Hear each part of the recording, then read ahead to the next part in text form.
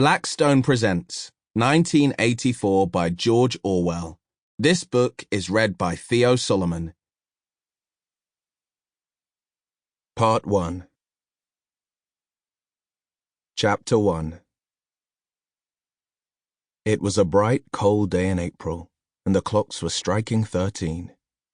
Winston Smith, his chin nuzzled into his breast in an effort to escape the vile wind, slipped quickly through the glass doors of Victory Mansions, though not quickly enough to prevent a swirl of gritty dust from entering along with him. The hallway smelt of boiled cabbage and old rag mats. At one end of it, a coloured poster, too large for indoor display, had been tacked to the wall. It depicted simply an enormous face, more than a metre wide, the face of a man of about 45, with a heavy black moustache and ruggedly handsome features. Winston made for the stairs. It was no use trying the lift. Even at the best of times it was seldom working, and at present the electric current was cut off during daylight hours. It was part of the economy drive in preparation for Hate Week. The flat was 7 flights up, and Winston, who was 39 and had a varicose ulcer above his right ankle, went slowly, resting several times on the way. On each landing, opposite the lift shaft, the poster with the enormous face gazed from the wall. It was one of those pictures which are so contrived that the eyes follow you about when you move.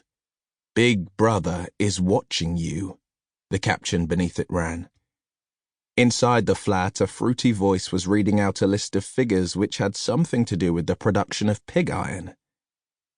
The voice came from an oblong metal plaque like a dulled mirror, which formed part of the surface of the right-hand wall. Winston turned a switch, and the voice sank somewhat, though the words were still distinguishable.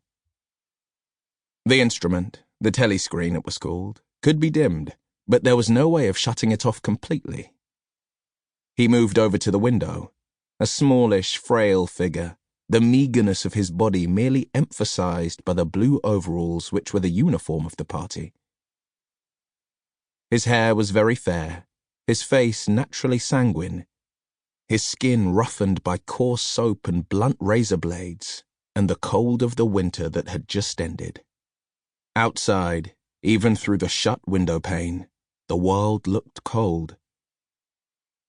Down in the street, little eddies of wind were whirling dust and torn paper into spirals.